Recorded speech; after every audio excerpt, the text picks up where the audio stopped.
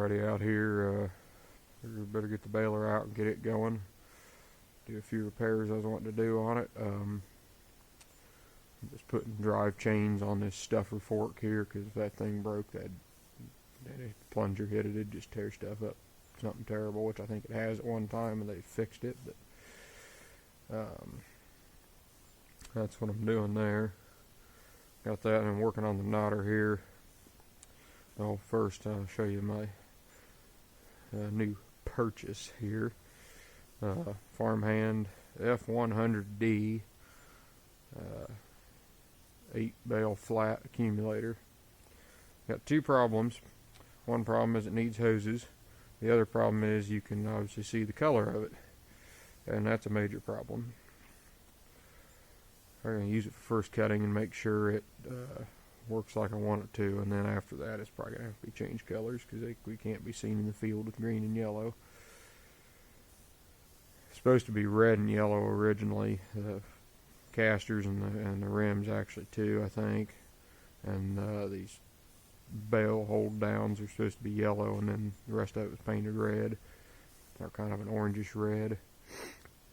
I haven't decided if I'm going to go back to that or if I'm going to paint it the yellow white and paint the green Oliver green to match the baler. I haven't really decided, but I'm pretty excited for it. Actually, I'm really excited. Always wanted an accumulator, and going to bale some more hay this year than I ever have, and so figure I'll go ahead and get one. And this one is on an auction a couple hours away, but figured a lot cheaper than anything else I could, or any other accumulators out there, and they seemed like they're decent enough accumulators, so, and it wasn't all beat up or anything. So yeah, it just bolts solid into the back of the baler. This one bracket here hooks into the hitch. You got to turn the hitch the other way, or vertically, and then that piece of angle iron there, I got to make something goes up and hooks onto this side of the baler, and then it just stays fixed at the baler. Pump mounts up on the front on the flywheel, and then keeps pushing the bales this way until it gets 7 and 8 get back there and hit that lever for the 4th time, and then it starts its chain up, which has a bar underneath, and it just pushes them off the back. So, and then I can use my grapple I got last year on the skid steer to pick them up. But anyway, we're working on the knotters here. About every 100 bales, it'll generally have 1 or 2 where it doesn't push the knot off the bill hook like it should. It kind of, I was having trouble with it last year, and I really wasn't sure what it was, and I put these twine discs and twine holders in, and when I got them, they weren't really worn too much compared to the old ones I took out. But I went through and redid some adjustments, and these twine dogs here were, I was thinking the twine was pulling out of this, but I think part of the problem was these were actually hitting the needles, and so they weren't grabbing the twine like they were supposed to. So I don't know, I think it was kind of several things. It, miss a tie every now and then, but it still will miss a tie every every 100 bales or so. It doesn't push the knot, and it's either knot or it doesn't matter which one. It won't push the knot off the bill hook like it's supposed to. It just won't get it quite all the way off, and then it'll end up breaking the string because it gets pulling on it too hard. So what I'm going to do, these knotter frames are worn out here. They're not, the rest of it's not too bad because I've gone in and shimmed some stuff in here. These are tight and everything, but that's not as critical. The wiper arm here, as you can see, moves quite a bit, and I think that, from side to side, just from the twine pulling back on it for years and years and years. And I think they've actually been replaced at some point because they're red underneath, and that would have been a Heston colors after Heston bought the Baler line off Oliver. But it's kind of loose, and I think what happens is it doesn't just wipe the back of the bill hook in the same spot every time, because after a while these things kind of get scuffed up like it's not hitting in the same spot. So the cast was worn more than the pins here. This drives into the wiper arm, and that goes in there like that, and the cotter key's in the top. And I thought that was probably a problem, but I wasn't 100% sure until I was looking at I think it was like a 5070 New Holland at a dealer here a month or so ago. I just wasn't looking to buy, I was just looking at it. And noticed that those wiper arms, I mean, they like, obviously it would turn like that, but there was like virtually no slop at all in that. And so I figured, well, that's probably what my problem is. I could have replaced this pin, it'd be one thing, but then this, that doesn't help you on the problem on the cast because it's worn the most. And so what I'm going to end up doing here, I was talking to Grandpa, he's going to help me with it later here. We're going to run a ream through here because I don't want to take any of this off either because that's just a pain to get all that off of there. We're just going to take a ream and go in here and just true this up to where it's not egg-shaped anymore, if we got to take 50 thousandths out of it or what. And just keep going until it's trued up. And we can check that with the snap gauge here. You put that in, and then you check it on the caliper and how, how out of round it is. And then I'm going to put some braze. We talked about welding it, but that's harder to machine off, and we're going to actually braze it up, build it up enough here, and then put it in the lathe and turn it down to whatever this new size is, so that it fits, instead of just as a, so there's just no slop. It's just like a, hardly any clearance. It'll still move freely, but that's all we need. We don't want any slop. And the bronze has, more lubricating properties again, on stuff like this, just get softer metal. So yeah, that's what we're going to do here. I'm going to finish replacing the chains and we'll get at that. Alright, I honestly forgot to kind of film some stuff today, but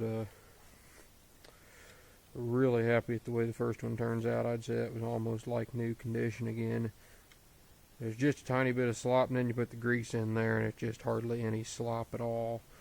It moves up and down, which it's got to do that naturally, or it's not supposed to. It's not. That's how it would have been from the factory. But as far as it, the twisting like that on the pin, there's almost no movement on that whatsoever. This one was worse shaped than this one was by probably 5 thousandths of an inch. But we got these adjustable reams here. That have gone in and bored through that hole there. It takes probably 10 different shots with this, just keep getting bigger and bigger until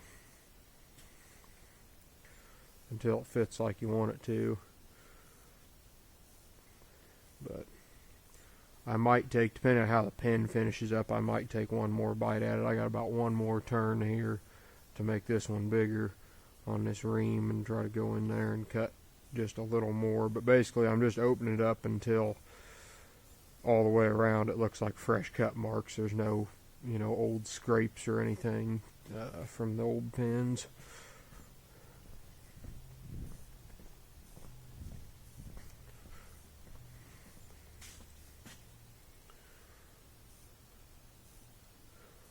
But I've got this cut down most of the way here.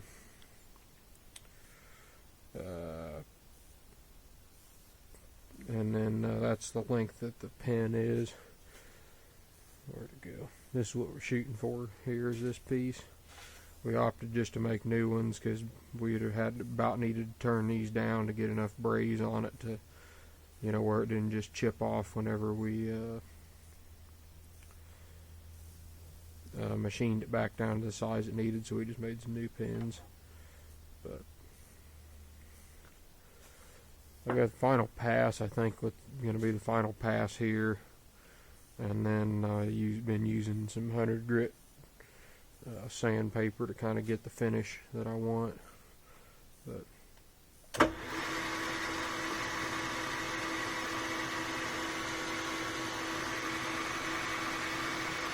I don't need much off of it.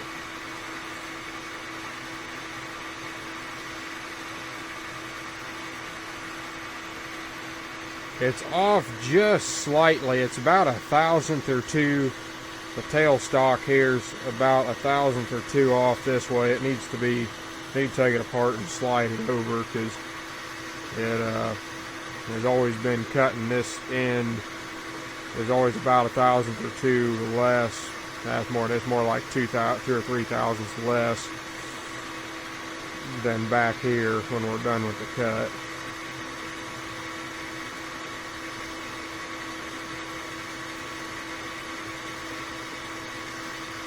Used carbide and took a carbide bit and took 2 passes off, and then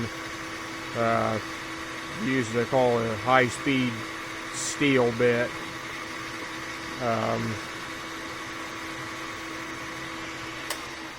Which leaves a better finish on this last pass here. Always shut it off and then drag it back like that, because otherwise it leaves a bunch of spirals across there. Could back it off, but then I lose my measurement here on what I'm on.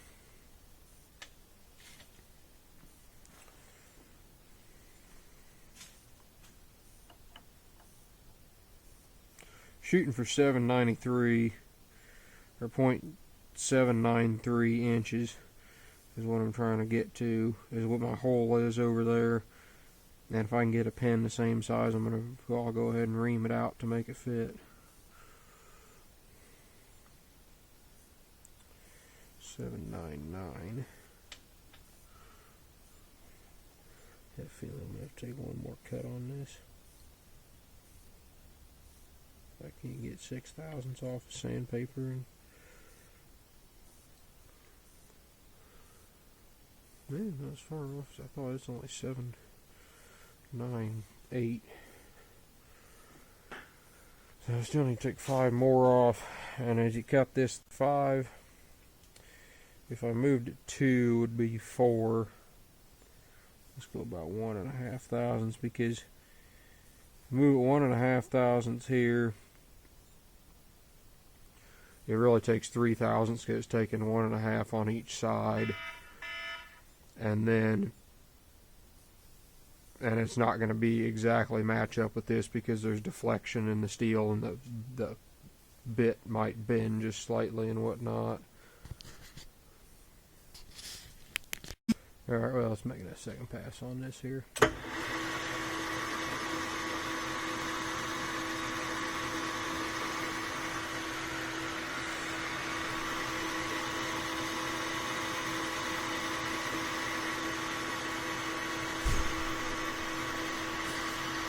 The last thing I gotta do before I get this cut off is I put a center punch there. There's this grease ring. What the heck I did with the piece? Oh, it's right there. Got this grease ring I gotta cut. It's not gonna be square cut like that, but I gotta cut a groove around it, because the grease passes around this and it actually goes to another shaft then. Now I got the carbide bit back in it here.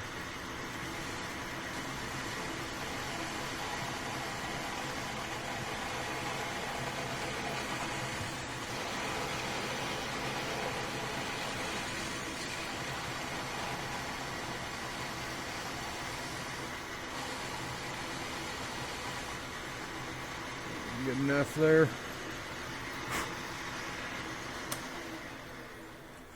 Well, I gotta try it in the knotter and make sure I don't need to run the ream one more time. This is alright here. I've already had it out and tried that.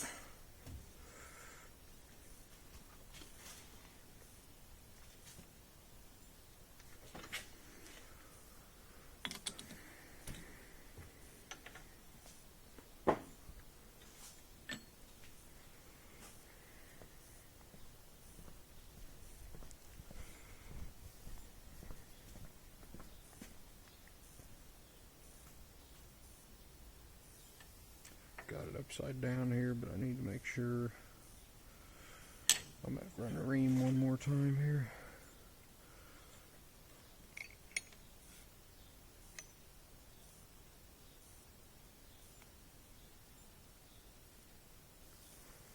takes about a half or 2/3 of a turn at a time to it's not he ain't taking much. It takes a lot of it takes a lot. This is a you got to move these things over an inch, and that only gets you 1/16 of an inch movement vertically on these. They do a nice job though. They leave a nice finish, and you get a nice true hole when you're done.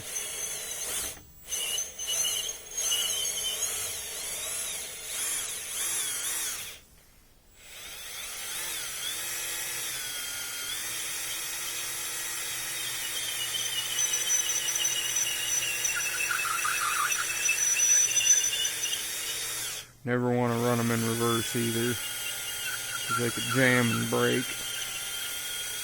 The way because they're made to cut this way, and if they go this way, they could get a chip wedged underneath them.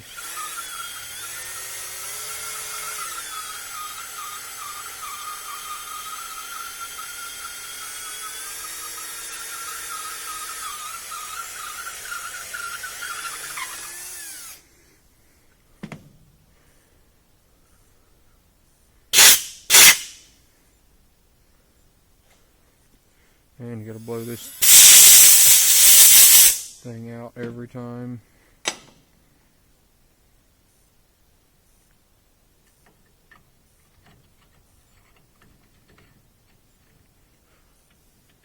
Takes a better fit than this one is. I was gonna be happy if it ended up like that, but heck, that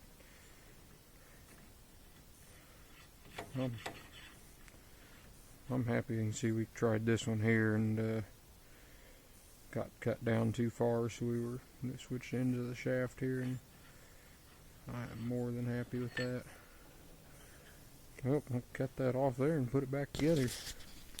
I already got that in there, and it turned out even better than this one. There's just a tiny bit of slop on that one, and this one there's pretty much no slop at all. Probably could have actually stood to have a little more than it did, but that's alright. Keep grease on it, it'll be fine. All back together. Get it out and try it now at some point. Kind of a rainy day today, but I need to get the chains on it and probably get this thing hooked up before I get it outside. So I'll probably unroll one of those round bales of straw and try to use that. But that'll probably be it for this one here, so thanks everybody for watching.